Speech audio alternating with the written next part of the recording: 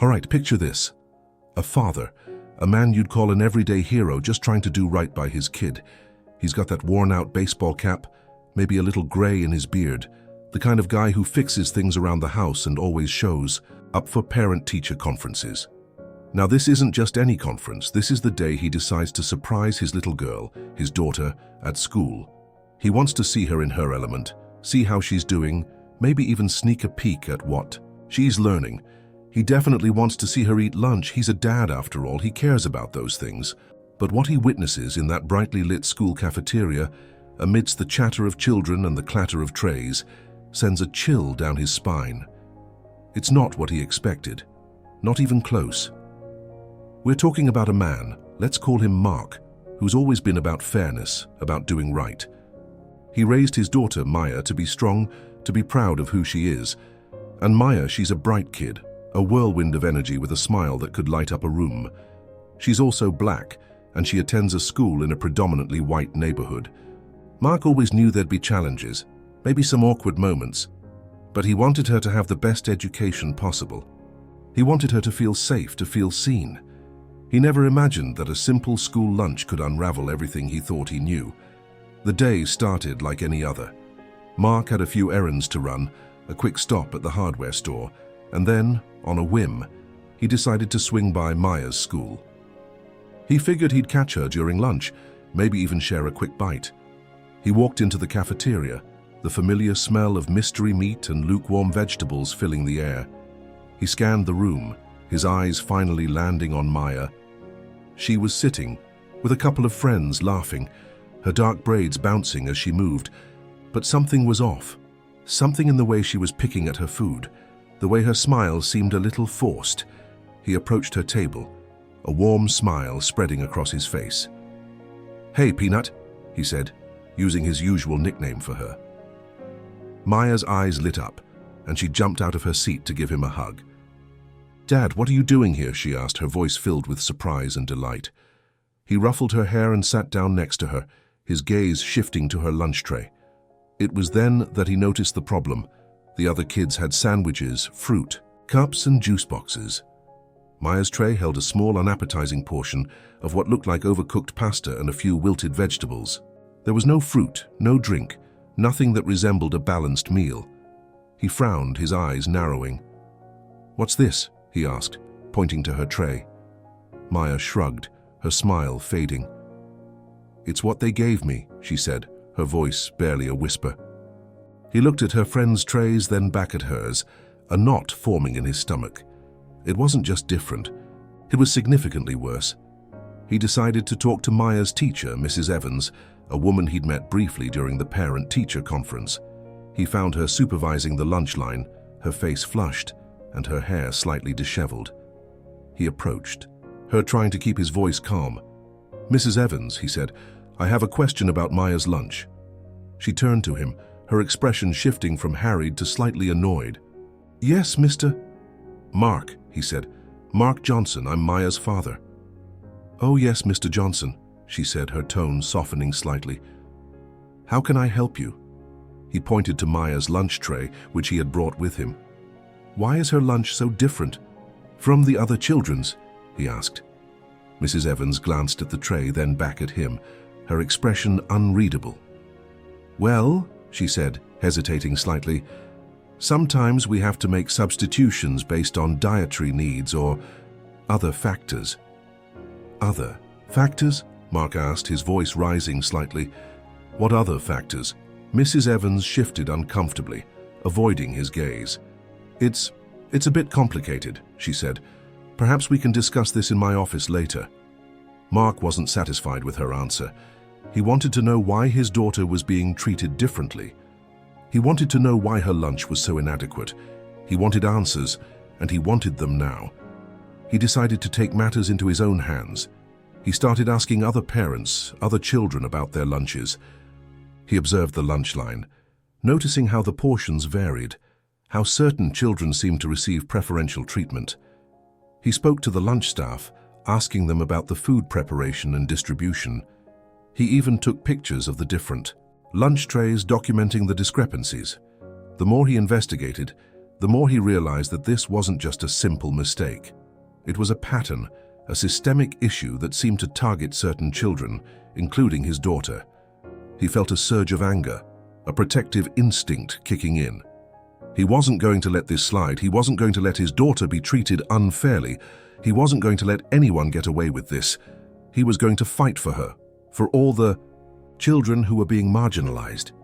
He decided to take his findings to the school principal, hoping to find some resolution.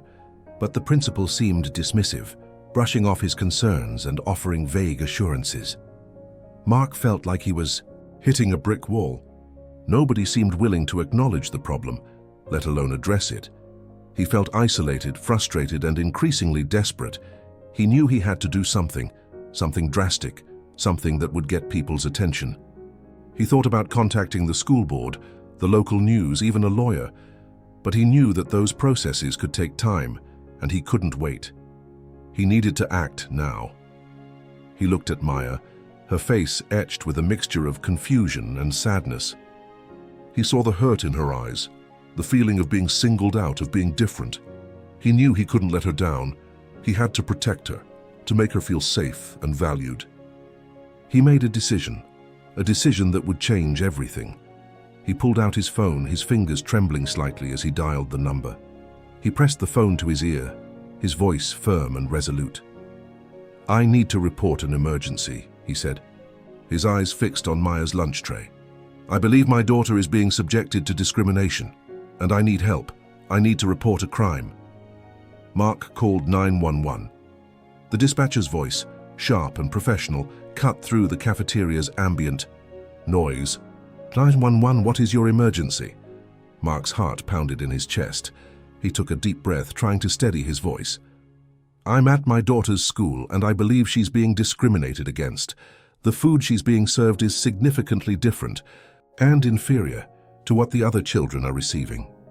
He paused, glancing at Maya, who was now watching him with wide, curious eyes. "I believe this is a form of child neglect, possibly even a hate crime." The dispatcher asked for his location, the school's name, and Maya's age. Mark provided the information, his voice growing stronger with each word. He described the lunch trays, the discrepancies, the dismissive attitude of the school staff. He emphasized that his daughter was one of only a few black students in the school, and that he believed her race was a factor in the unequal treatment. The dispatcher acknowledged his concerns and assured him that an officer would be dispatched to the school immediately. As Mark hung up the phone, a wave of mixed emotions washed over him. He felt a sense of relief, a sense of finally taking action. But he also felt a knot of anxiety tightening in his stomach. He knew he had just crossed a line that would forever alter his relationship with the school, with the community. He knew he had just escalated the situation, and he wasn't sure what the consequences would be. The cafeteria buzzed with a newfound tension. Whispers spread like wildfire, children pointing and staring, teachers glancing nervously in his direction. Mrs. Evans approached him, her face flushed and her voice trembling. "Mr. Johnson," she said, "I don't think this is necessary. We can discuss this in a more appropriate setting." Mark shook his head, his gaze fixed on her. "No, Mrs. Evans," he said, his voice firm. "This needs to be addressed now, in front of everyone." He wanted everyone to see what was happening, to witness the injustice. He wanted to shine a light on the hidden biases, the subtle forms of discrimination that often go unnoticed. He wanted to make a statement, to let everyone know that he wouldn't tolerate this kind of treatment. The waiting was the hardest part. Every minute felt like an eternity. He kept checking his watch, his eyes scanning the cafeteria entrance, waiting for the police to arrive. Maya sat beside him, her small hand resting on his arm. She didn't say anything, but her presence was a source of strength, a reminder of why he was doing this. The school's atmosphere shifted. The normal buzz of lunchtime was replaced with a hushed, apprehensive silence. Even the teachers seemed unsure of what to do. The principal, Mr. Thompson, arrived, his face a mask of concern. He tried to pull Mark aside to reason with him, but Mark refused to budge. "I've called the police," he said, his voice unwavering. "I'm waiting for them to arrive." Mr. Thompson's face paled. He knew that this situation had spiraled out of control, and he wasn't sure how to contain it. Mark's mind began to race. He replayed the events of the past few weeks. He thought about the subtle comments, the microaggressions, the feeling that Maya was being treated differently. He also thought about the potential repercussions for the school. He knew that his actions could lead to an investigation, to disciplinary action, possibly even to legal action. He wasn't sure if he wanted to go that far, but he knew that he couldn't back down.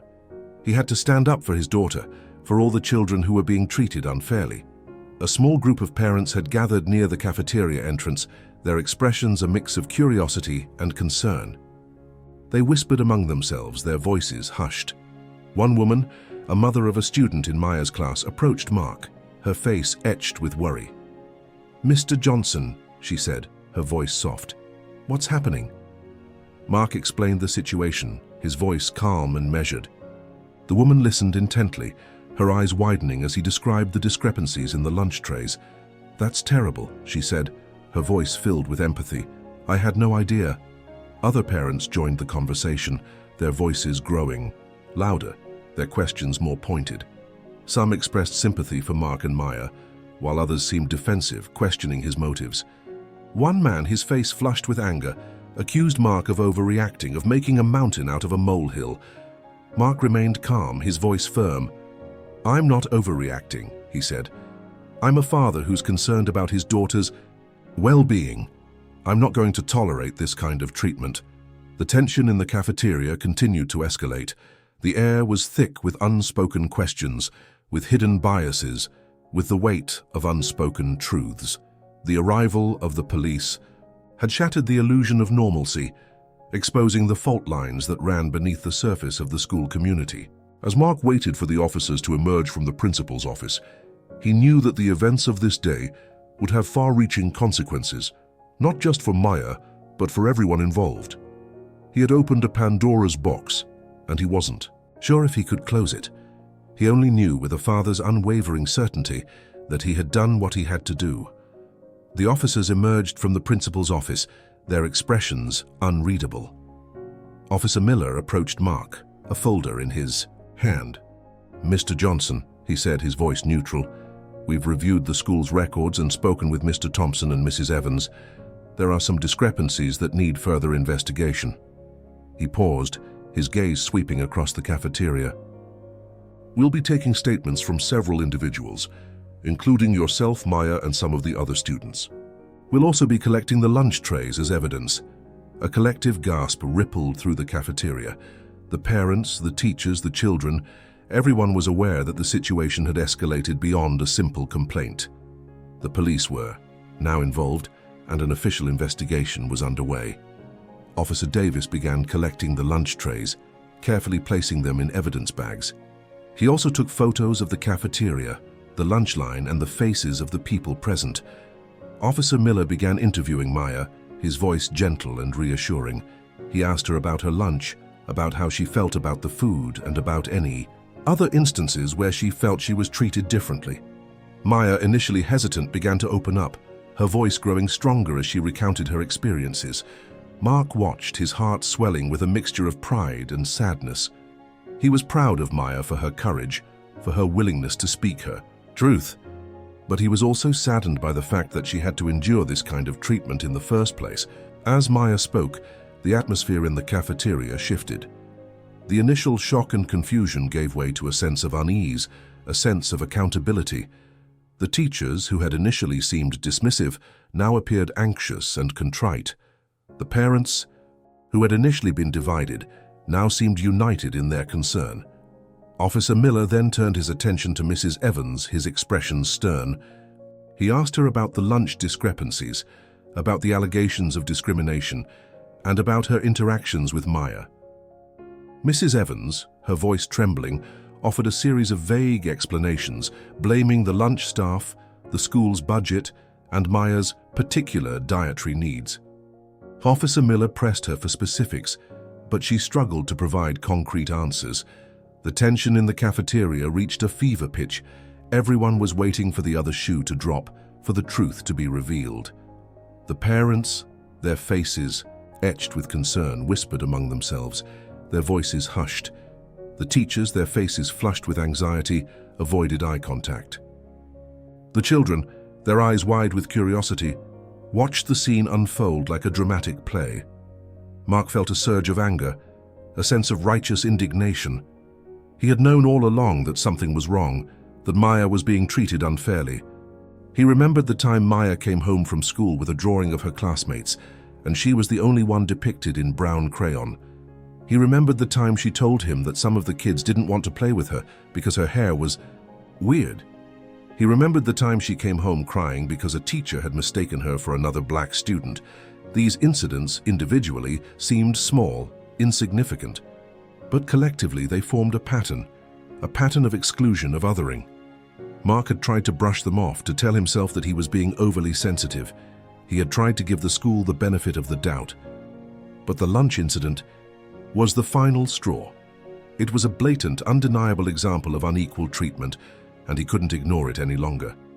He thought about his own childhood, growing up in a predominantly black neighborhood. He had faced his share of prejudice, but he had always been surrounded by a supportive community. He had never felt isolated, never felt like he didn't belong. He wanted that for Maya. He wanted her to feel safe, to feel loved, to feel like she was part of something bigger than herself. He didn't want her to grow up feeling like an outsider, like she was less than anyone else.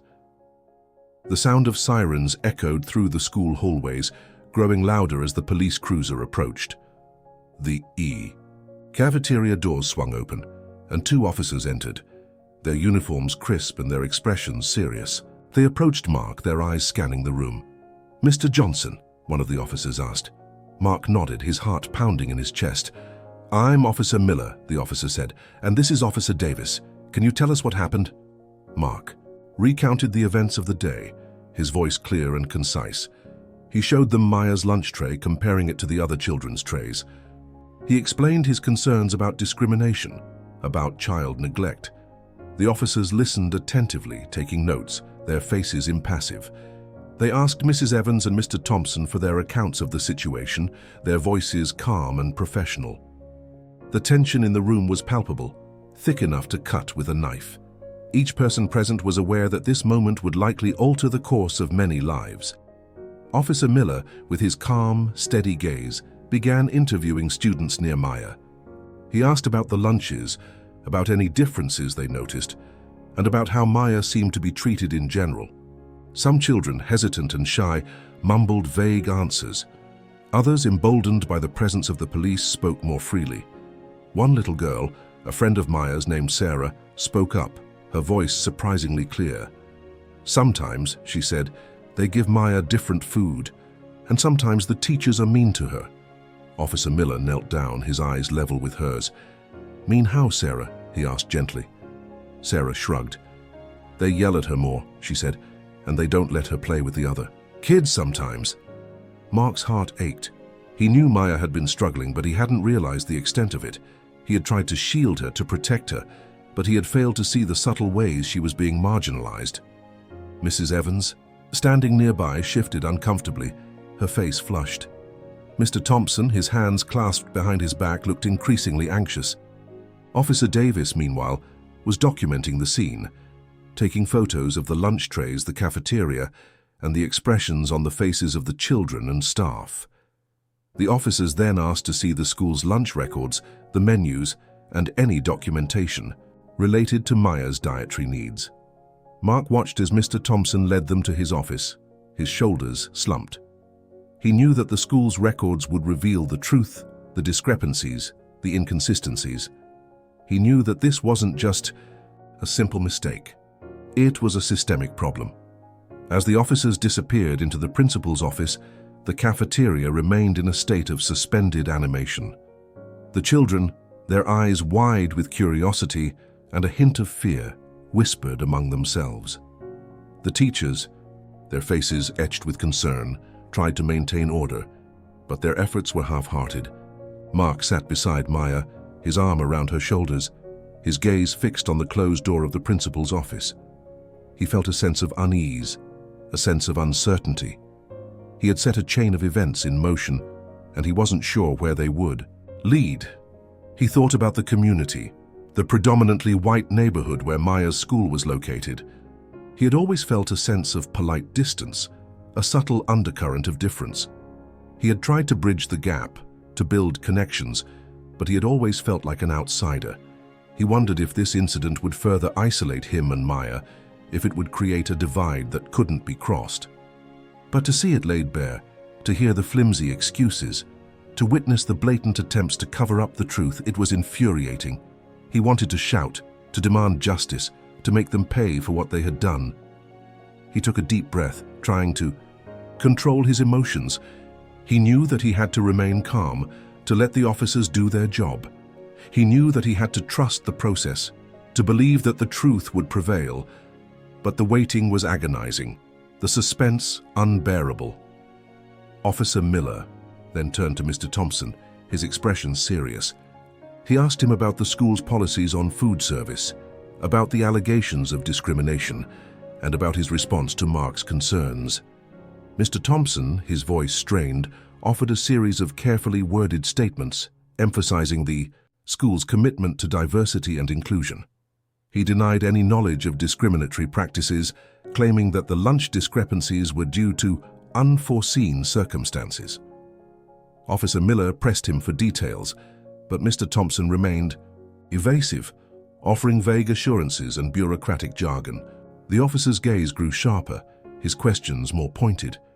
He asked about the school's budget, about the lunch staff's training, and about any complaints related to food service. Mr. Thompson struggled to provide satisfactory answers, his composure visibly shaken. The atmosphere in the cafeteria was thick with anticipation. Everyone knew that the truth was about to be revealed, that the carefully constructed facade was about to crumble. The parents, the teachers, the children, everyone was holding their breath, waiting for the climax. Mark, his heart pounding, in his chest, watched the scene unfold, his gaze fixed on the officers, on Maya, on the faces of the people who had wronged his daughter. He was ready for the truth, whatever it might be. He was ready for justice. He was ready to fight. Just as Officer Miller seemed poised to deliver a decisive question to Mr. Thompson, a new voice cut through the tense silence. "Excuse me," a woman said, her voice clear and firm. She stepped forward, her posture radiating authority. It was Mrs. Peterson, the school's head of food services, a woman who usually remained behind the scenes, a quiet presence in the bustling cafeteria. She held a thick binder in her hands, her expression resolute. "I believe I can provide some clarity on this matter," she said, her gaze fixed on Officer Miller. A collective gasp rippled through the room. Mrs. Peterson, the woman responsible for the school's food, was about to speak. Everyone knew that she held the key to the truth, that she could expose the discrepancies, the inconsistencies, the hidden biases. Officer Miller turned to her, his expression intrigued. "Please, Mrs. Peterson," he said, "we're eager to hear what you have to say." Mrs. Peterson opened the binder, her fingers tracing the pages. "I've been reviewing the lunch records," she said, her voice steady, "and I've found some irregularities." She paused, her gaze sweeping across the cafeteria. "Specifically, I found that Maya's lunch orders have been consistently altered without my knowledge or authorization." She held up a sheet of paper, her finger pointing to a series of entries. "As you can see," she said, "Maya's original orders, which included balanced meals with fruits and vegetables, have been replaced with these." She gestured towards Maya's lunch tray, the overcooked pasta and wilted vegetables. A murmur of disbelief spread through the room. Mark's heart pounded in his chest. He knew that Mrs. Peterson's testimony was crucial, that it could expose the systemic nature of the discrimination. Officer Miller's expression grew more serious, his gaze fixed on Mr. Thompson and Mrs. Evans. "Mr. Thompson," he said, his voice sharp, "can you explain this?" Mr. Thompson, his face pale, stammered a response. I'm not aware of any alterations," he said, his voice trembling. "Perhaps there's been a misunderstanding." Mrs. Evans, her eyes wide with panic, remained silent. Mrs. Peterson, however, was not finished. "There's more," she said, her voice unwavering. I've also found that the lunch staff has been instructed to prioritize certain students over others. She paused, her gaze lingering on Maya. Specifically, they've been told to give preferential treatment to students with lighter skin tones. A wave of shock washed over the cafeteria. The parents, their faces etched with anger, whispered among themselves. The teachers, their faces flushed with shame, avoided eye contact. The children, their eyes wide with fear and confusion, looked to their parents for answers. Mark's blood boiled. He had suspected that race was a factor, but to hear it confirmed, to hear that his daughter was being deliberately targeted, it was unbearable. But then, Mrs. Peterson delivered another twist. However, she said, her voice gaining a strange, almost nervous lilt, I have also found that these alterations do not originate within the school's kitchen or by any staff member present here today. She turned a page in the binder. These changes appear to be coming from an external source, an IP address that repeatedly accessed and altered our digital ordering system. An IP address that originates from outside the school district and, in fact, outside of the state. New layer of confusion and dread settled over the room. If the orders weren't coming from within the school, who was changing them? And why? The implications were terrifying. Was this a targeted attack? A hate crime orchestrated from afar? Or something even more sinister? Mark's protective instincts kicked into overdrive. He looked at Maya, her small face etched with confusion and fear.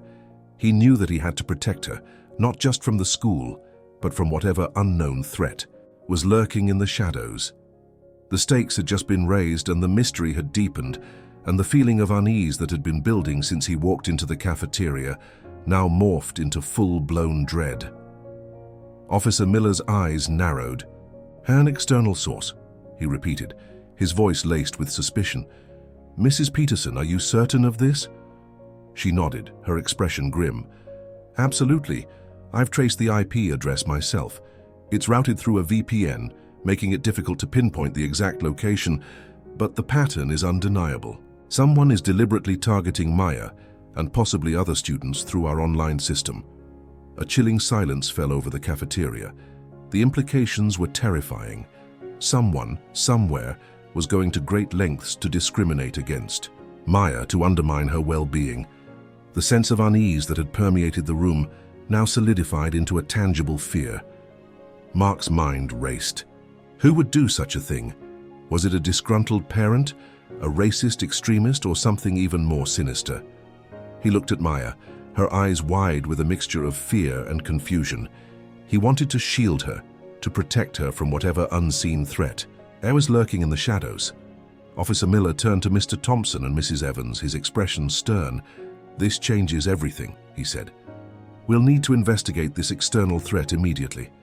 Mr. Thompson, I'll need access to your school's IT infrastructure, and Mrs. Evans, I'll need a list of all students with online lunch accounts. As the officers began to gather information, a commotion erupted near the cafeteria entrance. A woman, her face flushed and her eyes filled with panic, pushed her way through the crowd. "Where's my son?" she shouted, her voice trembling. "Where's Tommy?" It was Mrs. Reynolds, a parent of one of Maya's classmates. She was frantic. "He's been missing since lunch started. He said he was going to the bathroom and he never came back." A wave of dread washed over Mark. The missing child, the external threat, the targeted discrimination, it was all connected. Officer Miller's expression hardened. "When did you last see him?" he asked, his voice sharp. Mrs. Reynolds started to cry. "Just before lunch," she sobbed. "He was fine. He was laughing with his friends." Officer Davis immediately began coordinating a search of the school, while Officer Miller questioned Mrs. Reynolds further.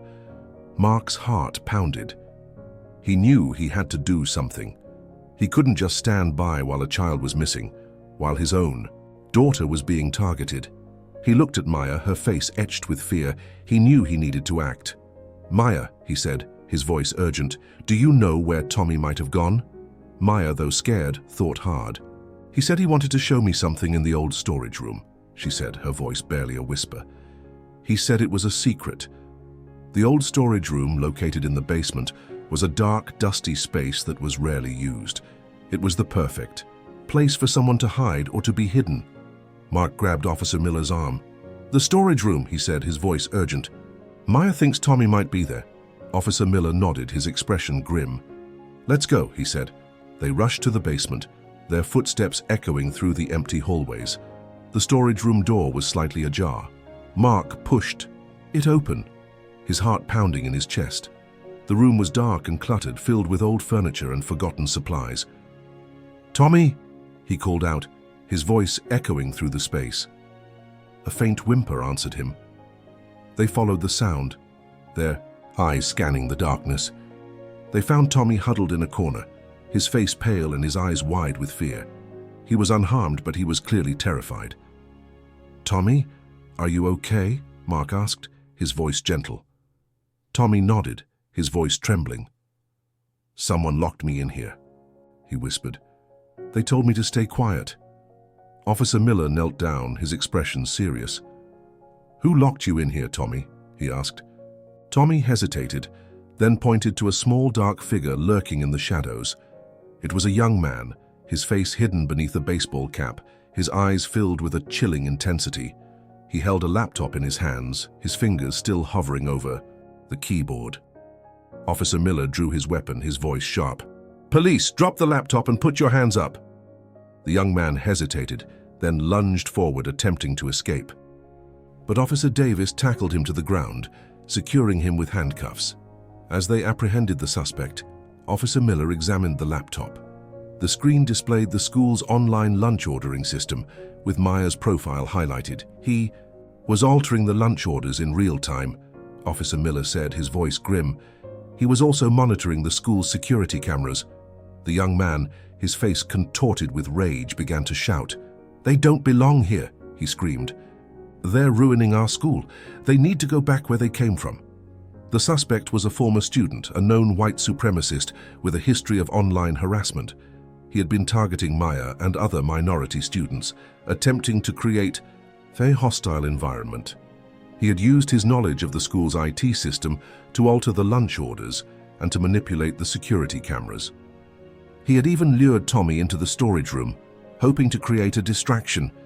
But as they led the suspect away, a final, unexpected twist emerged. A small, crumpled piece of paper fell from his pocket. It was a list of names, including Maya's, and a series of coded symbols. Officer Miller examined the paper, his expression grave. "This isn't just about the school," he said. "This is part of a larger network, a coordinated effort to target minority children." The coded symbols, when deciphered, revealed a plan to escalate the harassment, to move beyond online attacks to physical violence. The suspect wasn't acting alone. He was part of a larger, more dangerous group. The fight for Maya and for all the children targeted was far from over. The discovery of the coded list sent a chilling wave through the room. The realization that this wasn't just an isolated incident, but a part of a larger, organized hate campaign was deeply unsettling. Officer Miller immediately contacted his superiors, requesting backup and specialized investigators. The threat had escalated beyond a simple school dispute. It was now a matter of national security. The FBI was notified, and a team of cybercrime and hate crime specialists was dispatched. The school, once a place of learning and laughter, was now a crime scene.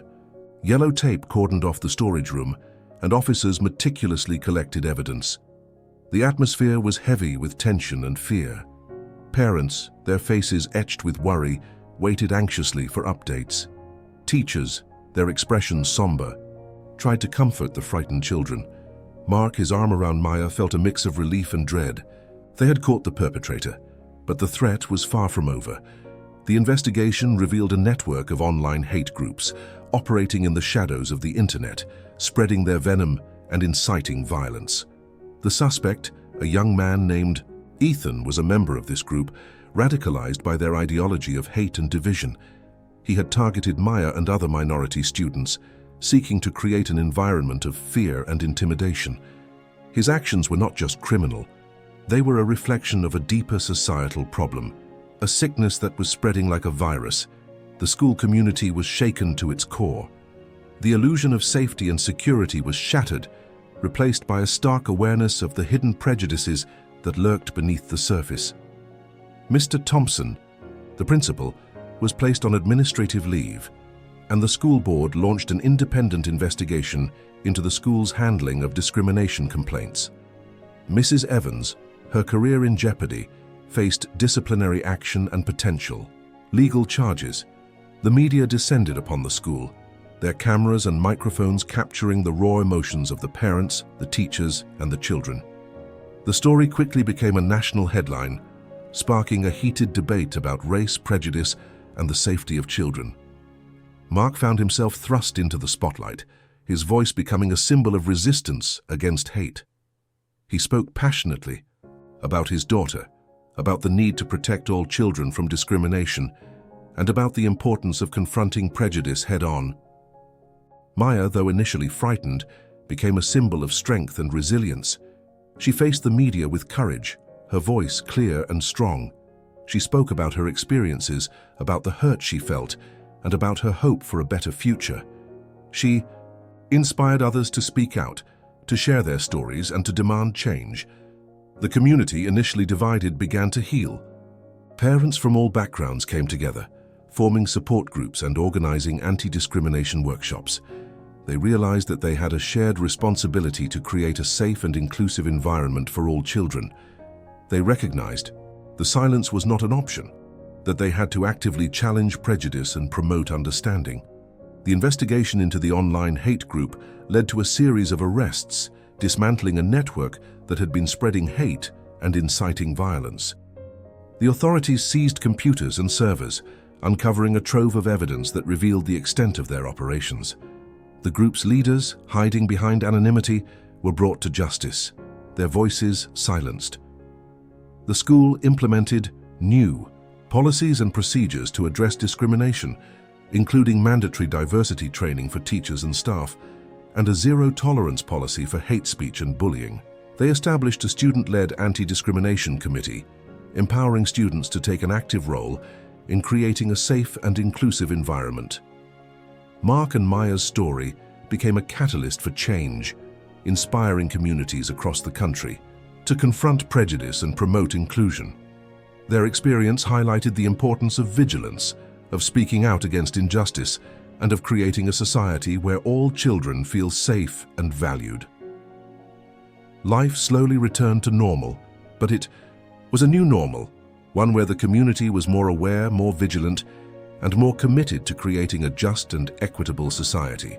Maya returned to school, no longer an outsider, but a symbol of hope and resilience. She was surrounded by friends, supported by teachers, and empowered by her own strength. Mark reflected on the events of the past few weeks, realizing that his initial act of calling 911 had set in motion a chain of events that had transformed his community. He had initially acted out of fear and anger, but he had ultimately found strength and hope. He had learned that even in the face of adversity, change was possible, and that even a single voice could make a difference. The key takeaway was clear: standing up to injustice, even in seemingly small ways, can have a ripple effect. It's about recognizing that every child deserves to feel safe, valued, and respected. It's about building communities where diversity is celebrated and where differences are seen as strengths, not weaknesses. And it's about remembering that even in the darkest of times, hope can prevail, and that together we can create a better future for all children.